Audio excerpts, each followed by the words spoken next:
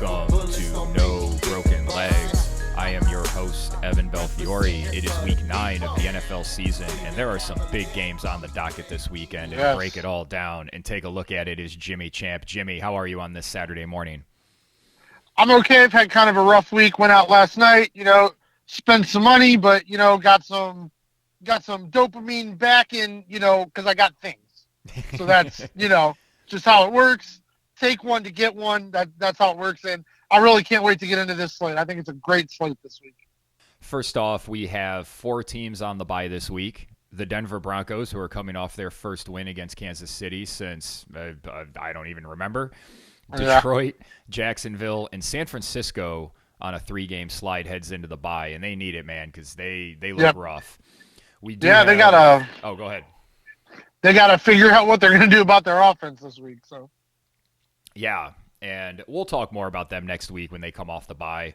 There is one game in the books. The Pittsburgh Steelers beat the Fighting Will Levises of Tennessee 20-16. This was a game that I figured Levis was going to come back to earth. Pittsburgh wasn't going to let him just throw bombs to DeAndre Hopkins, which they didn't. It's a nice win for Pittsburgh. They continue to defy expectations. They're 5-3, and it just – the fact that they won't go away continues to make me angry, Jimmy. Yeah, I think Kenny Pickett is just right now, he's in a spot where a lot of quarterbacks are in the league where they're good and bad at the exact same time. Like, he throws some passes where you can see the wide receiver is befuddled by how the ball ended up where it did. And then he throws some really nice passes and makes some really good calls at the line. Very Roethlisberger-esque, makes some good plays, and as long as Pittsburgh's defense is playing like they are and he can have a couple drives a game where he's good, Pittsburgh's going to be a problem. And I'm super happy about taking their overall wins for the year. So, well, I am not happy about taking the under. They are minus 30 on the year for point differential, and they're 5-3. Yeah. It is. Yep. It just defies expectations, or it defies all logic. They just... There's something, I think there might be something to what Pittsburgh radio host Filipponi said about Pickett is a good quarterback, but it's their, what's his name, Monday? Who's their offensive coordinator, Jimmy? I'm totally blanking. Matt Canada. Oh, yeah, Matt Canada. Blame Canada.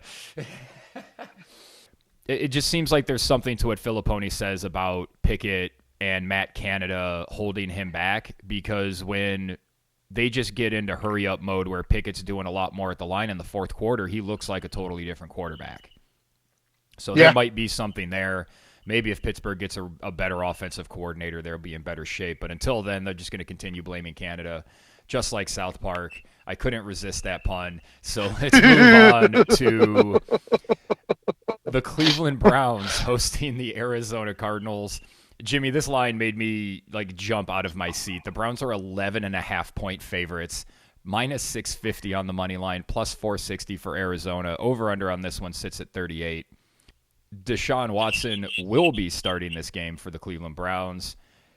A cartoon is starting for the Arizona Cardinals, or whatever his name is. Clayton Tune, you said? Yep. So I guess we do have to talk about Deshaun Watson because he is starting with this day-to-day injury that's lasted 2 months. And I don't. This line jumped a bunch when Watson was starting, and I think that's as good a point to start as any. I don't think Deshaun Watson right now, with his shoulder and how he's playing, is too discernibly better than P.J. Walker. What do you think about that? Yeah, no, I totally agree. It was weird to me that the line jumped and it keeps moving, but that may have more to do with the Cardinals than the Browns. The Cardinals see that a couple other teams are playing really bad, and Josh Dobbs, like we talked about, Josh Dobbs is trying to win football games. He's not going to give up. He's going to keep playing. So they traded his ass because they want Caleb Williams, in my opinion, or a chance at one of the 3, I think, very good quarterbacks coming out of college this year. So the Cardinals went ahead and got rid of Josh Dobbs. I believe as of this morning, Kyler Murray was still listed as questionable, but it's expected that the rookie Tune will start. So I think it's more about the Cardinals than the Browns, but probably much like the Tennessee game, this is the exact game that Deshaun and the Browns need. You get the Cardinals without the quarterback that they've been following, coming across country to play Cleveland. This better be a blowout win. That's how I feel. Yes, but will it be a blowout win? It should be. I believe I'm going to take the Browns to cover. I'm not. I cannot trust any offense led by Deshaun Watson or PJ Walker, because who knows? I mean, is Deshaun Watson going to play this whole game, or is he going to take his first hit and be done for the day? No, but I could see him kicking 5 field goals and winning 15-0. All right, I can see that. I think this is a total stay away, though. Total stay away? Not even the money line? You got to take the money line, right? The money line for the Browns at minus 650? In like an 18 parlay? I don't know, man. This just has all the makings of you're in the third quarter, it's a close game, PJ Walker's in because Watson got hurt, and he's a fucking turnover machine, so he turns something over, Arizona takes it to the house, and like all of a sudden Cleveland's down 2 with like 3 minutes to go, and you're relying on PJ Walker. Like I don't want to spend my Sunday like that. The Browns are just not. That felt like very good predicting of the future right there. I don't like that. I don't like that at all. And here we go again with Kevin Stefanski, and I feel like they had that game in the bag. It was 3rd and 3. I feel like if they would have just run a really good running play there, I feel like they get the first down. Instead, they throw it with PJ Walker, and it bounces off a guy's helmet, and it's an interception. But he was throwing into triple coverage, and it's classic Kevin Stefanski, and that's what I want to really talk about the Browns, not so much this game. Kevin Stefanski just cannot coach a 60-minute game. He just refuses to do it. And on Sunday, I sent you a text message that basically said, man, we're going to have to record an emergency pod and eat crow on Kevin Stefanski because he has coached his ass off in this game. And as I was thinking about sending you that text message, he made that call. And it just shows a total lack of understanding and feel for the game, which is the criticism we've had for him for a long time. Did you see it that way as well? I don't understand, and I don't necessarily I don't know how I feel about Kareem Hunt. Looks good, but not. I feel like some people think he is, but Jerome Ford, Strong, and Kareem Hunt combined, the 3 of them looked really good in that game. And it terrifies me that on 3rd and 3 in that situation where all you really need to do is keep the clock running. Mm-hmm. Well, it was the 2-minute warning, so if they run it, it's right. Still the clock still stops. Right, but you still want possession of the ball. And I don't understand why Kevin Stefanski in that spot cannot draw up a run play to get 3 yards. Yeah, especially with Ford, who came in late and had fresh legs. They didn't really run him much early. They were focusing on Hunt and Strong, and then they brought Ford in kind of as a hammer. And even that spot, if you're going to throw the ball there, I don't understand that call. Well, Jimmy, you've talked about this before. Kevin Stefanski's scheming guys open for his quarterback to throw to, even though he has a quarterback that was totally locked in on Cooper and wasn't going to make the reads. Yep. That's the thing that I'm criticizing. Yeah, he drew up a great play, but he didn't understand the fact that the players he had on the field were incapable. Specifically, PJ Walker is incapable of making those throws, or PJ Walker's incapable of making that read. He was locked in on Cooper. That's what he said. Cooper was triple covered. So even if that blitzer, the ball gets past him and doesn't hit him in the helmet, there's still 3 guys right there. I agree. And I think if you're going to throw the ball there, I don't understand why you don't run that tight end screen to Njoku again. To me, that's a much safer play. Yeah, they were just killing them with that screen game. It was all over the place. He was really being creative with the screens, and he was, as we've talked about, he loses that field. You can run the same play again in the same game if it works really well once.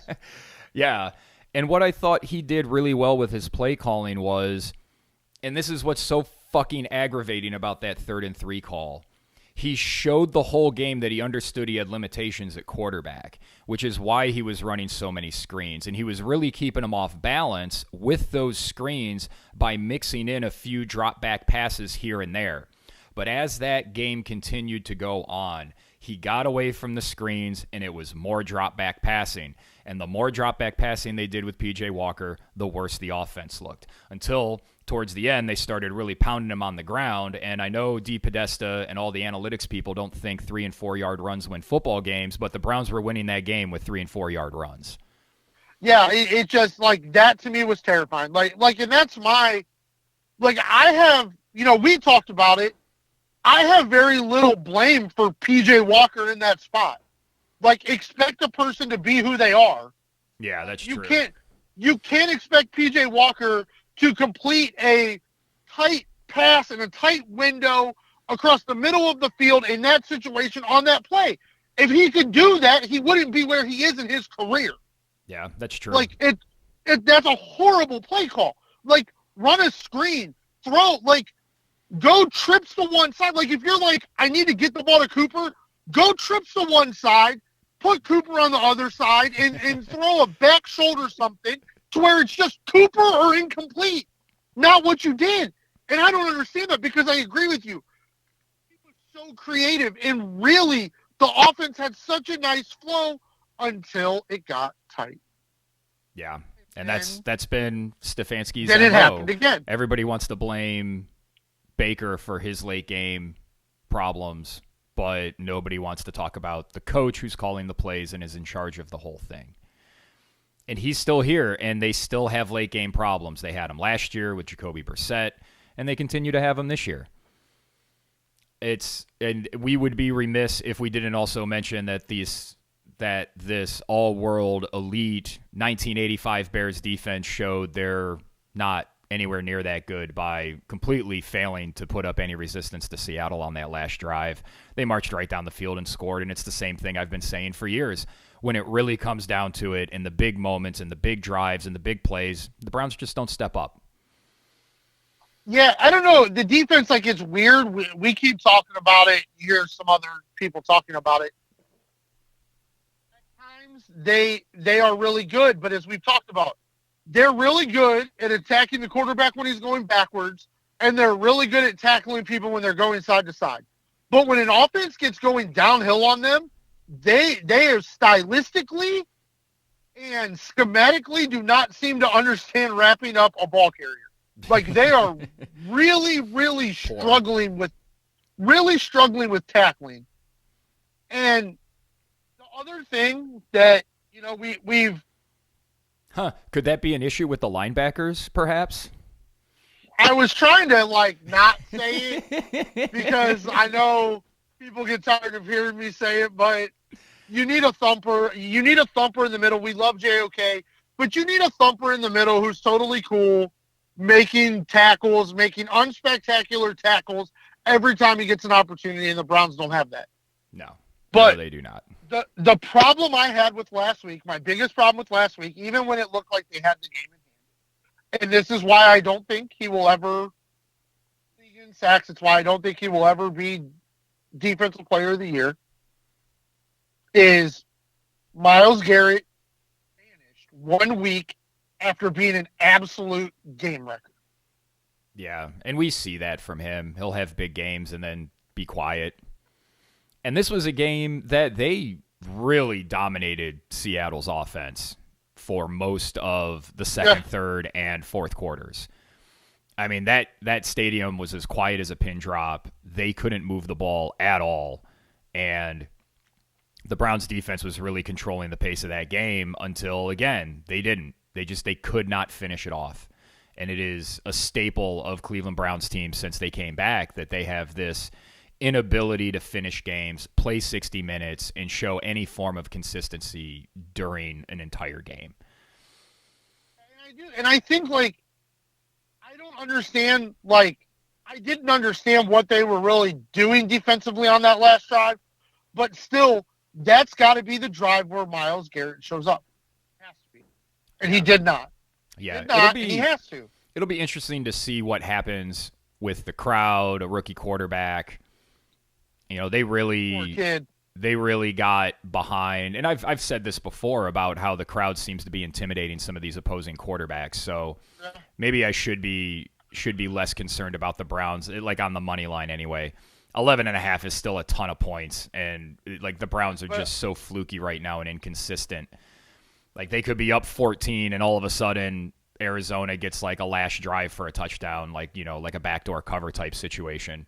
That's what really worries me about betting this game. Oh, I get it. We've watched a lot of Cleveland Browns football. We understand. The thing though, like I'm just still shocked, really. Like honestly, like I'm shocked Deshaun Watson was announced to start this game. Like, I don't know if you heard his presser on Wednesday. I heard some of it. It was, I don't know. They broke into it live while I was running an errand, and it's just, I don't even know why they bother. He didn't say anything. At least I didn't feel like he said anything. It was a lot of maybes and ifs, and we'll see how it goes. Yeah, but that was the thing, though. It gave me zero belief that he was anywhere near ready to play, especially when he said he wishes he wouldn't have played in the Colts game. Yeah, the whole injury thing is a disaster. It's a day-to-day injury that's lasted almost. It's been 6-7 weeks now. Because that would have been that was during the Tennessee game, right? That was week 2. I think you're 6 weeks. I think you're 6 weeks, maybe 5, but you're 5 or 6. But regardless, it was a day-to-day injury that we're now a month and a half into. He wasn't in danger of re-aggravating it, but in the Tennessee game, he re-aggravated it. So why should I believe anything that comes out of the Browns organization when it comes to anything related to medical stuff? We saw that they couldn't properly diagnose Baker. We saw they couldn't properly diagnose Wills in 2021. We see this over and over again. Same thing with Watson. Oh, he's not in danger of injuring it, but we got to hold him out so he doesn't re-injure it. So like somebody's not talking to somebody else, or people are not, or the organization itself is not being clear with the fans about what's going on. His first couple passes look like those first couple passes against Indy. Then like there's a legitimate, like I will be legitimately concerned. But I still don't think it matters. I think you win this game. I think the Browns win this game by 2 touchdowns. I don't think this is a struggle. I think this is a needed. I mean, it's never easy to win a football game in the NFL. I don't want to say that, but I think this will be maybe you get to rest a little bit, cruise a little bit in the second half before you have these huge divisional games coming up. Yeah, Baltimore and Pittsburgh on the horizon are huge games. Everybody in the AFC North is above 500. So this is a game the Browns have to win. You have to be 5-3 going into those 2 games. Like it's just there's no other way around it. And let's wrap up Browns talk before we get to the rest of the games. The only move the Browns made was they traded DPJ to Detroit. This is exactly what I've been talking about in terms of their cap situation next year. They know they can't sign DPJ. This was a computer analytics move to get rid of a guy they know they can't keep and try and get something for him. But I worry about the human aspect of this. They get rid of a receiver, which is a position of need on this team. I guess they're going to take a look at Goodwin, and I guess Bell will get some more work, even though he hasn't really been on the field. So if he wasn't good enough to beat out DPJ then, I don't know what makes him better now. It just sort of seems like they made their team slightly worse instead of making it better. I wonder how that resonates through the locker room, Jimmy. What do you think about that? I don't know. I feel very opposite of part of that. I totally agree. This is because you can't re-sign him next year. Like that's why you traded him. Yeah, they don't have the money. They can't afford him. Even if he only signs for like $4 or $5 million, they're so over the cap next year. There's no opportunity for them to even try. Yeah, but I don't think like DPJ was clearly in the doghouse. There was something going on there. I think so. I mean, that's what people are saying, and I guess that's what people say whenever anybody doesn't do as well. He's been on the field a lot, but I mean, they don't have any quarterbacks that can throw him the ball. But dude, without quarterbacks that can throw the ball, they specifically run plays for Godwin and Eli Moore. but never anything for DPJ. So you can't tell me offensively they gave a shit about what DPJ can do. Like we've seen them force the ball. They force the ball. I don't think he's very good. But they drafted him. And we've seen Barry love the guys that he drafts, but here's another guy and another example of the Cleveland Browns drafting a guy that developed and actually did something, and he looked good last year, and now he's just gone. Like, I mean, maybe he's rewarded because he'll probably get better chances in Detroit, but my big concern here is that who do they give grace to and who do they not give grace to? Like, why does DPJ get in the doghouse while Jedrick Wills continues to get as much support and love and admiration? Yeah, it's just, why are they picking and choosing who they support and who they put in the doghouse? Like, that kind of stuff, that's the kind of stuff that worries me in the locker room. That's the kind of stuff that Stefanski's just not good at, and the Browns front office isn't good at, because they're so goddamn busy looking at how these things work in their computers that they don't understand the human aspect of this. DPJ's done everything this team's asked him to do, and they just shipped him out of town.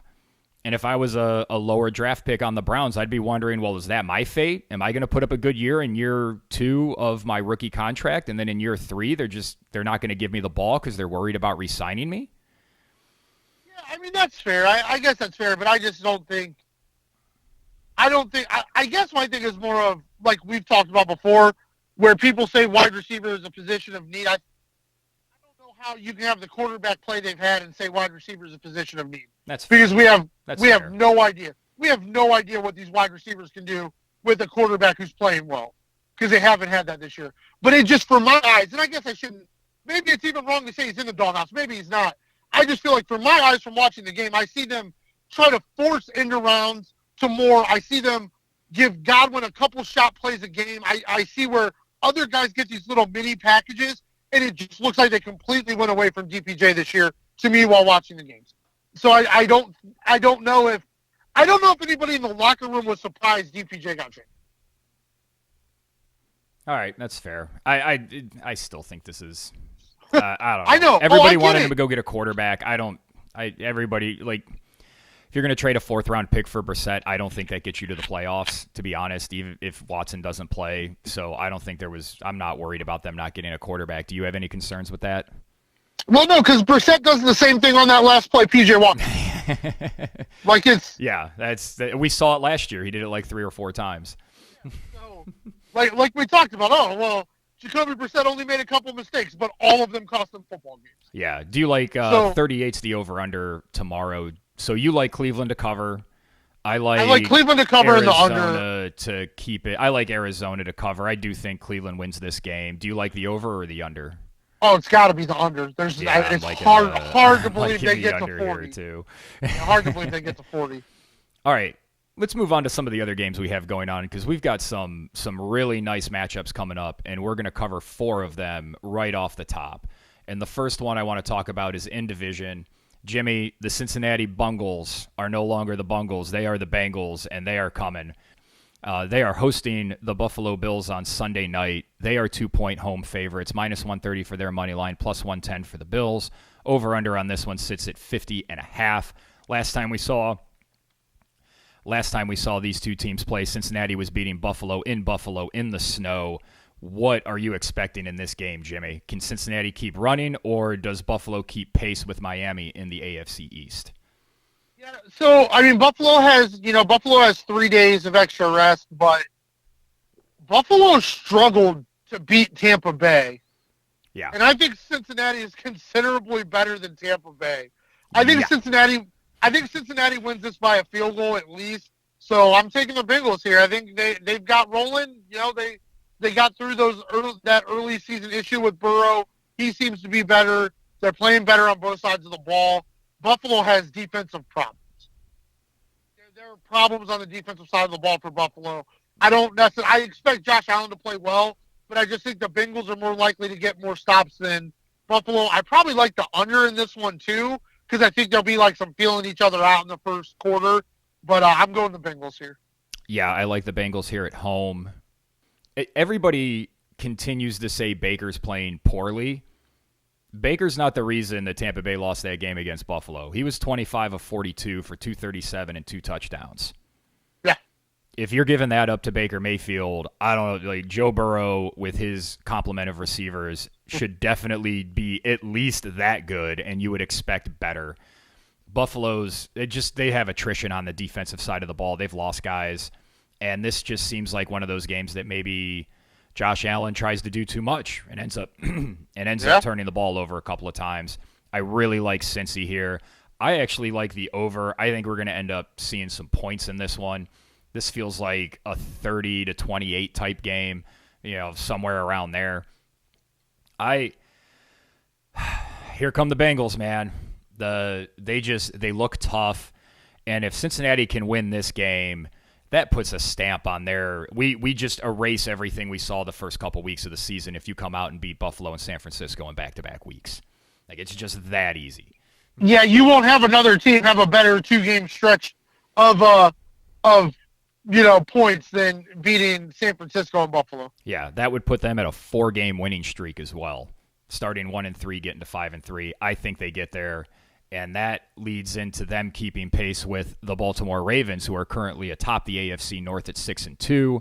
They are hosting the Seattle Seahawks, who just beat the Cleveland Browns. The Ravens are 6-point favorites in this game, Jimmy. Minus 267 for their money line, plus 215 for the Seahawks. Over-under sits at 44. This line really surprised me because I think Seattle's a better team than that. But I'm curious what your thoughts are here. Yeah, I think it's just Baltimore looks really good. And they're kind of doing it a little bit more quietly than they have in the past, but Lamar is really throwing the football well. Guys are catching it. That being said, I don't think they can beat Seattle by a touchdown. So I'm taking Seattle here. I do think Baltimore will win, but I think Seattle's playing too well to get beat by a touchdown by Baltimore. I do think Baltimore's a better team, but I think Seattle will keep it close. I think it's going to be a really good football game. But I do think Seattle will cover this one. I do worry about Seattle having to travel to Baltimore. They the Browns really had no business being in that game last week in Seattle with PJ Walker as their quarterback. And maybe that's what's driving this line a little bit. Maybe Seattle sleepwalked a little looking ahead to this game. I like Seattle to cover. I'm right with you there. I like Baltimore to win with you there. I do like the over in this game too. Score points. What was that? They'll score points for sure. Yeah, this is another game where like this probably will be like a 28-20 game or 30-24, something like that, 31-24. Like the 6 confuses me and the 44 confuses me. So maybe I should stay away from this game altogether. Up next, we have our third big game of the week, Kansas City facing Miami. In Germany, the Kansas City Chiefs are 2-point favorites, minus 125 for their money line, plus 105 for Miami. The over-under is 50. Everybody's going to be expecting a lot of points in Germany. I don't know if Taylor Swift is going to be there, but if Taylor Swift is going to be there, I like Kansas City. So but all joking aside, Jimmy, what are you thinking about this game? So, well, to answer kind of what you were talking about there at the end of Seattle-Baltimore, it doesn't surprise me where that line is because it's been kind of weird so far this year. When two good teams have played each other, the scoring pace has been kind of slow, actually. For whatever reason. It just there have been some games that we expected to be barn burners that got really exciting in the fourth quarter, but there weren't a lot of points before then. So that line doesn't surprise me. I don't think they get to 50 in this game. The first NFL game in Germany in however long, like... That's a long flight. Probably going to be some jet lag. It's a long flight. Yeah, I don't think it's going to be a high-scoring game. But this is how I feel about this game. Like, as we said, it's hard to win in the NFL. Every game is hard to win. You can only play who's in front of you. That matters. How those teams perform in other games also matters too. Miami has only played 2 teams all year with a winning record. They've lost those 2 games by an average of 21 points. Mm-hmm. Patrick Mahomes, 8-0 in a game after a loss. So the Chiefs win this game by a touchdown. Give me Kansas City here. Yeah, I'm all over Kansas City on this one. Not only that, but this is a de facto number 1 seed game. Both teams Yes. sit 6-2. Yep. Whoever wins this game gets the tiebreaker over the other. And Kansas City has, I guess I shouldn't just say Kansas City. Andy Reid, throughout his history as a head coach, you can look back and see when you have these big games that really matter for later in the season, his teams have a tendency to rise to the occasion, to win these games, to make sure that they have their proper playoff positioning, and just to make sure that they're not behind the 8 ball. This seems like a game that Kansas City's going to win. I know the defense didn't look as good last week against Denver, but I'm throwing that game out. Patrick Mahomes had the flu. He clearly wasn't right. And it just kind of looked like I don't know. Kansas City's kind of been sleepwalking. It looked like they sleepwalked a little too much last week. Maybe they were looking ahead to this game, but I really like them this week. I'm with you 100%. That 50 is a big number. I do think they get over 50. I think there's going to be some scoring in this game. I hope so. That's what the league needs, but I just don't think they'll get there. That Kansas City Chiefs defense is good, but even the defenses that have mostly shut down Miami have given up 20, 24 points to them. True. Now, I have a question for you, though. Like, are you sticking with your Dolphins player props during this one? Oh yeah, I like Hill and Waddle. I think they're going to put up, like they scheme them 50 yards a game basically. Yeah. So it's can they get those other numbers to go with it? And Tyreek Hill's shooting for 2,000 yards, and it looks like he's going to get there. Yeah, and this is the Tyreek Hill. This is his first game against Kansas City since the trade. So. Oh yeah, I expect him to put up some fucking numbers. If Tyreek Hill doesn't reach 2,000 yards, there is another receiver that could possibly reach 2,000 yards, and that is A.J. Brown of the Philadelphia Eagles, who are hosting the Dallas Cowboys this weekend. The Eagles are 3-point home favorites, minus 165 for them, plus 140 for Dallas. Over-under sits at 47.5. This is a huge game for the NFC East. If Dallas loses this, they fall pretty much out of the AFC East. They fall out of NFC East contention. Jimmy, Philly's been a little up and down, but they're still 7-1. What do you expect in this game? Yeah, so they're the last one-loss team in the league. Jalen Hurts is clearly hobbled a little bit, not running as much. Eagles look maybe Dallas can get them. And actually, Dak has played really well against Philly in their last 3 meetings. I'm not going away from the Eagles. This is my team in the NFC. I wouldn't be surprised if Dallas won this game. I don't like the number. I'm sticking to the money line on this one, and I'm going with the Eagles. Yeah, this feels like the Eagles win by 3, so you get a push there, so you may as well just bet the money line to make sure you get something, in my opinion. Yep. I also like the over on this one, too. I think both teams are going to be able to put up points on the other. That Eagles pass defense isn't that great. They did get some help with they got a new safety, but that should help them a little bit, but I don't think it's going to solve all of their problems. And that Dallas defense has just not looked the same since Diggs went down. Diggs? It was Diggs, right? Yeah. Yeah. They haven't looked as good in the pass game. So we know the Eagles can air it out. We know the Eagles can run. And to be honest, Philly looks like the most complete team in the NFL despite their problems, because we thought San Francisco was that, and they've just lost 3 in a row because the wheels have fallen off. We've seen Brock Purdy not be able to come through in fourth quarters in tight games. That's just all the Eagles seem to do, man.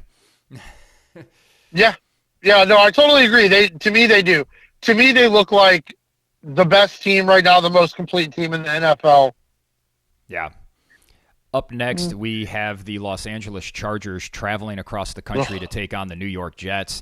The Chargers, looking to keep their season alive with a win, would put them 4-4. They are 3.5-point road favorites, minus 190 on the money line, plus 158 on the Jets. Over-under on this one sits at 40. I don't know what to do with either of these teams, man. I don't like either of these teams. Somehow the Jets are 4-3. They stink. Somehow the Chargers, Zach Wilson's not good, man. Big deal. I agree with you. Tyrod Taylor and the Giants, who stink too. But Zach Wilson is not good, but I'm not sure the Jets stink much. Yeah, it feels like this sure. is where the Chargers are going to put some wins together. Yeah. It just feels like that's what's coming for them. They really need to get some wins to get back in the playoff picture, and I think they're going to do it. I don't know how many points are going to be scored in this game. Like, I'm not sure. But I do think the Chargers will get the win, and I agree with everything you said. But really, both of these teams, whichever one of them wins this game, they are in the hunt for a wild card spot. Oh, yeah, they'll be right there with Pittsburgh. Well, if the Jets win, they'll be right there at 5-3. And, the Chargers can't lose this game, man. They dropped to 3-5. They're going to be well behind a bunch of teams that they're going to need to get ahead of because you've got Buffalo's already got 5 wins. If they lose this game, the Jets will have 5 wins. Pittsburgh's got 5 wins. Cleveland and Cincinnati, one of those 2 teams is probably going to win this weekend, if not both. And all of a sudden, now you're looking up. You're 2 games behind. You're already halfway through the season. It's a tough spot to be in. Yep. Wow, if they lost this game and we're 3-5, do we start the Brandon Staley watch? I mean, we probably were on the Brandon Staley watch before the season started, but is his seat get hot? Do we see the first 2 coaches go from the AFC West? That'd be pretty wild. I think as an organization, you have to realize if you lose this game, the odds of you getting into the playoffs are very thin. And you might as well. Man, they'd be 1-4 in the conference. Yikes! They've been really bad against teams. They've been really bad against teams in the AFC. Now I do think they've actually played kind of a tougher schedule than a lot of teams have. But it doesn't matter. You've got to win games in the AFC, and he hasn't been able to do that this year. So I think they brought in Kellen Moore to be his replacement anyway. Yeah. If you lose this game, you might as well just make it happen. That's probably the way to go. At least get a look at what Kellen Moore looks like as the head coach. Up next, we have your Houston Texans hosting the Fighting Baker Mayfields of Tampa Bay. Houston, 2.5-point favorites, -155 on the money line, +130 for Tampa Bay. The over-under on this one sits at 40. Tampa, tough loss against Buffalo on Thursday night. They get the extra rest before they travel. Houston coming off just an awful loss to Carolina. Man, Houston really made me mad with that. Where are you going on this one, Jimmy? Yeah, Houston was they were the recipient of getting jobbed. A really horrible penalty that kept Carolina's last drive alive that got Carolina the win. This is going to be a weird football game. Neither of these teams can run the ball. Neither of these teams can stop the run. It's going to be weird, movable object against the stoppable force. It's going to be weird. I think I lean Houston. This is probably a stay away for me because I think Tampa Bay to me underperformed against Atlanta 2 weeks ago, but then I think they played actually really well against Buffalo in primetime. Yeah. So I think maybe I lean Tampa. But this is a stay away for me, but this is a big game for both teams to see where their seasons go. Yeah, I lean Tampa. I think they get to 4-4. I think the over hits on this too because I'm not really sold. These defenses are okay, but they can be had. And this seems to be the type of game that goes 24-20, 24-21, even 21-20 gets you to the over. So I think they can get there. This is another game though that Houston's loss last week. We've been talking about their playoff odds. They sit 3-4. They cannot lose this game. You cannot lose the 2 NFC South teams in back-to-back weeks and hope to make the playoffs in the AFC. That is not the way to get things done. Yeah. Up next, we have the Atlanta Falcons hosting the Minnesota Vikings in a battle of dome teams. The Falcons are 4-point home favorites, -190 for their money line, +158 for the Vikings. Over-under on this sits at 37.5. Looks like Dobbs is going to get the start for Minnesota.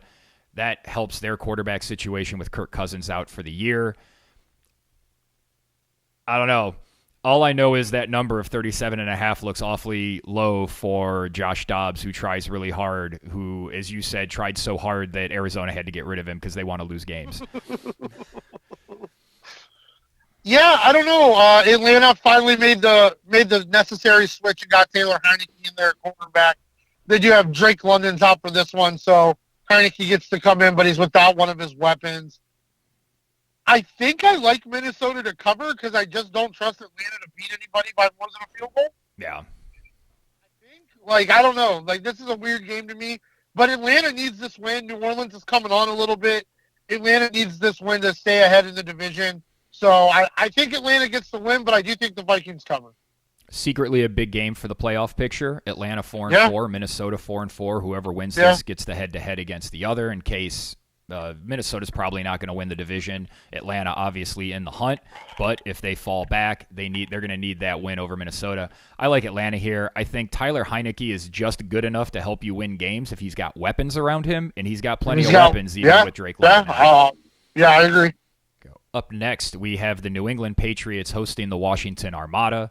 The Patriots are 3-point favorites, minus 150 on their money line, plus 126 for Washington. Over-under on this sits at 40.5. A lot of rumors that Bill Belichick may be coaching the Washington team next year, which would be interesting. Somehow Eric Bieniemy keeps getting something out of Howell, even though he's just not very good. But this is a situation where I really like the Patriots. You've got a quarterback that's not very good with a Bill Belichick defense that is good. I still don't trust Mac Jones. I don't think he's a very good quarterback, but this just seems like a spot where New England gets a win over a team that's just not like – it just seems like a Bill Belichick coaching win. Yeah, unfortunately for Washington, they're not playing Philly this week, so they won't get the best out of Sam Howell. I think I probably would have taken the Armada here without trading their whole defensive line.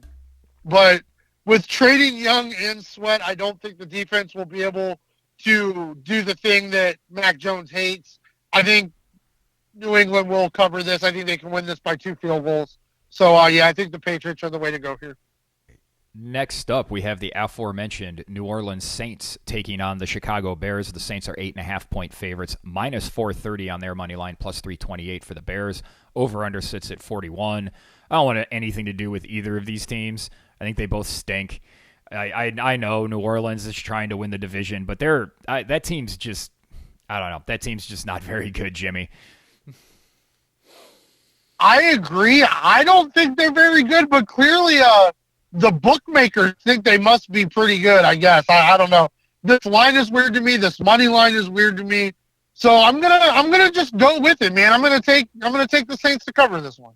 Wow. I lean Chicago just because I don't trust that New Orleans offense to beat anybody by more than a touchdown. Kamara's been coming on lately, though. He's playing really well, and when he plays really well, that offense does look a lot better for the Saints. So that's something to keep an eye on. But in general, I think I'm just staying away from this game. That's probably a good idea. Another game I don't really want a whole lot to do with is Green Bay hosting the LA Rams. Packers are 3-point favorites, minus 160 on their money line. Rams are plus 135. Over-under on this sits at 38.5. And I have a question for you on this game, Jimmy. Does Green Bay have a good pass rush? I don't know. I don't know either. Like that's the thing. Like I don't know anything about the Packers. I know that Jordan Love is not a good quarterback. That's what I know. Yeah, he has. I think we found out the early sample size wasn't right.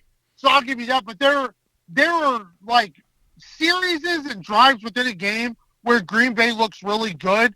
But for a body of work, Matt LaFleur is having the same issue Kevin Stefanski is. He cannot seem to put a whole game together. But I'm sure they can get enough pressure to bother my injured boy Matt Stafford. Okay. I mean, that's really the question with the Rams. If a team can rush that's really the question with the Rams. If a team can rush the quarterback, they struggle. So if you trust Green Bay's pass rush to get home against an injured Matt Stafford, then that's the way to go in this one. I don't even want to think about this game. Jordan Love seems like the type of guy that when you're betting on him, you just can't trust him in any way, shape, or form. Yeah, I don't think there's a lot of value here. Like, if you're building some 6-8 game parlays, don't let this game be what hurts you. Like, just stay away from this. Because, I really do believe this game could go either way in any way. Yeah. Another game that I think could go either way anyway is Indianapolis traveling to Carolina to take on the Panthers. The Frank Reich revenge game. The Colts are 2.5-point road favorites, -135 on their money line, +115 for the Panthers. 44 is the over/under. I don't want it, Jimmy. I just don't want to. No? I don't know. Indianapolis better be a field goal better than Carolina, because Carolina's not they're just not a good team. Indianapolis isn't very good either. So I guess I'd go with Gardner Minshew, especially with Carolina getting a win last week. Bad teams that get that first win tend to kind of fall off after that. Yep. No, I totally agree. I would lean Colts here. I agree with you. I'll take the Colts, but I don't want any part of this either. I think the Panthers, as we talked about, the Panthers absolutely had to beat C.J. Stroud. They had to have that game. Yeah. And Bryce Young did just enough to make the Panthers nation think they got the pick right. You didn't. No, By the way, you didn't. You should have taken C.J. Stroud. You didn't get it right. But kudos on your first win. Now the next week you're going to get beat by Gardner Minshew. So that's what you get. Up next, our final I don't want a game of the week is the Las Vegas Raiders hosting the New York Giants, -130. The Raiders are 2-point favorites at -130. The Giants are +110. Over/under sits at 37.5. Tyrod Taylor will be facing off against rookie Aiden O'Connell, as the Vegas had just cleaned house. That we knew that the Josh McDaniels thing wasn't going to work because Josh McDaniels is not a good head coach. We told you the Jimmy Garoppolo thing wouldn't work because Jimmy Garoppolo, outside of playing for Kyle Shanahan, is a pretty crappy quarterback. You seem to like one side of this game, Jimmy. Which side do you like? Because the Giants got rid of their one of their best defensive linemen. They traded him away. They traded away one of their best D linemen, and you've got no Darren Waller. This is absolutely this will be the most inspired football the Raiders will play all year. Do you think O'Connell just throws 50 passes to Adams? Yeah, bet all of the overs on Devontae Adams, and the Raiders win this game by 3 touchdowns. Okay, you convinced me, because the Giants are not good, and if all they do is pepper Devontae Adams with passes, that would be a way to win this game. Like, you're stepping up. You're stepping up as a new head coach. You know what the situation has been like, and you look at the roster and you go, well, here's the best guy we got. We should give him the ball. Yeah. That's what's going to happen. That's a crazy idea, Jimmy. Put the ball in the hands of your best players. Well, apparently it's harder than we think it is. Yeah, apparently so. The Giants are bad. I'm sure the game last week had to take a lot out of them. -92 point differential for the New York Giants this season. It's been pretty horrible for the Giants. It's a good thing they didn't sign a quarterback to a big contract this year or next year. No, they did that. They did. Oh, yeah, that's right. They gave a bunch of money to a shitty quarterback, and now they're going to be stuck with him next year. Sorry, ESPN. Giants are still going to suck. Sorry. Yeah, no, I think the Raiders will handle this one, and I don't know. It's so weird. We didn't understand the hiring when they did it. I can't believe they're paying as much money as they're paying to fired head coaches. It is a great job to get if you can get it. Man, oh, man. Yeah, you get to – Brian Daboll will probably get fired, and he'll get to sit out a year and collect free money while he just sits on his couch. And then somebody's going to throw a shitload of money at him to hire him at some point in the future.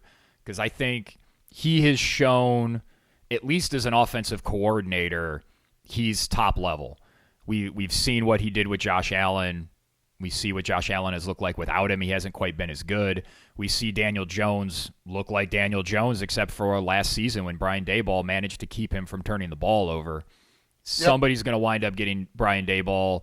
Maybe he doesn't sit out a year. Maybe he just gets a job right away.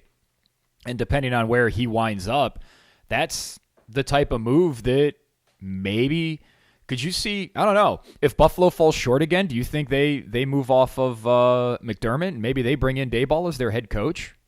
That be a possibility? Maybe. I mean, maybe, because I think as an organization, they feel like they're still in a Super Bowl window. I don't think they're still in a Super Bowl window, but they do.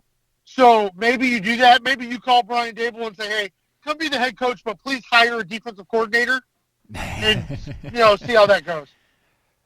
Final thoughts on week. I think there's going to be a lot of coaching changes at major coordinator and head coaching spots around the league at the end of the year. So when Dable gets fired from the Giants for things that are absolutely not his fault, he'll have a good landing spot somewhere. Yeah, that makes sense. What are your final thoughts here on Week 9? A lot of games that are going to really bring into clarity the playoff picture and maybe cause some separation in the standings, which is always good. We like that clarity as bettors. Yeah, I think as Browns fans, we all have to be, after last week, we all have to stay being Seahawks fans.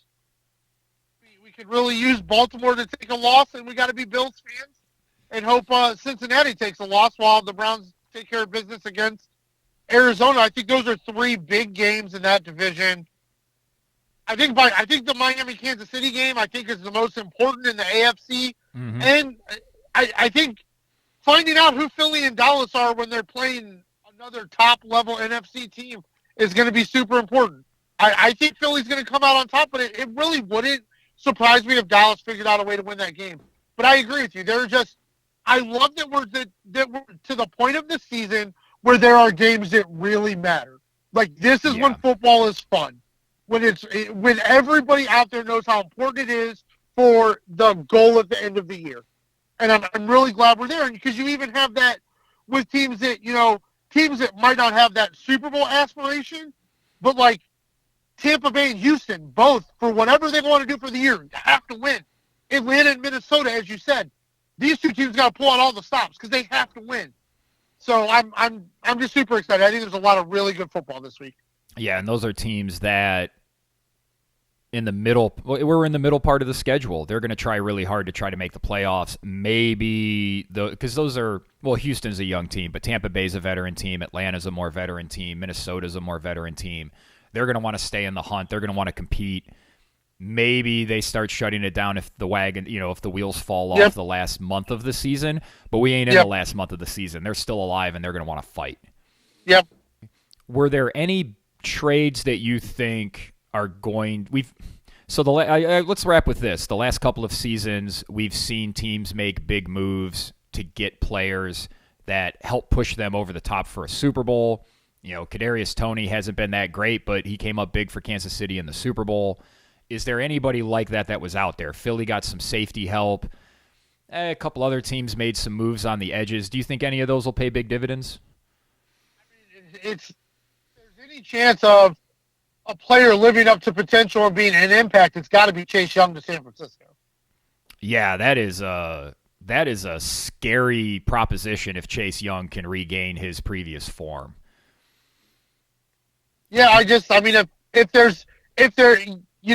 if you get traded, you want to go to you would always hope, I would imagine, to go to a competitor, go to somebody who's in a hunt, and you'd want to go to some place where you feel like they'll put you in a position to succeed. And I think San Francisco will do that with him. I don't really know. Like, we don't know about Chase Young. There are times he's, an absolute game wrecker, and then at times he'll go 4 weeks without a sack. So you just don't know. But I think we'll find out real quick. In San Francisco. Is he maybe a motor guy? Does he just maybe not love football as much as people would like him to?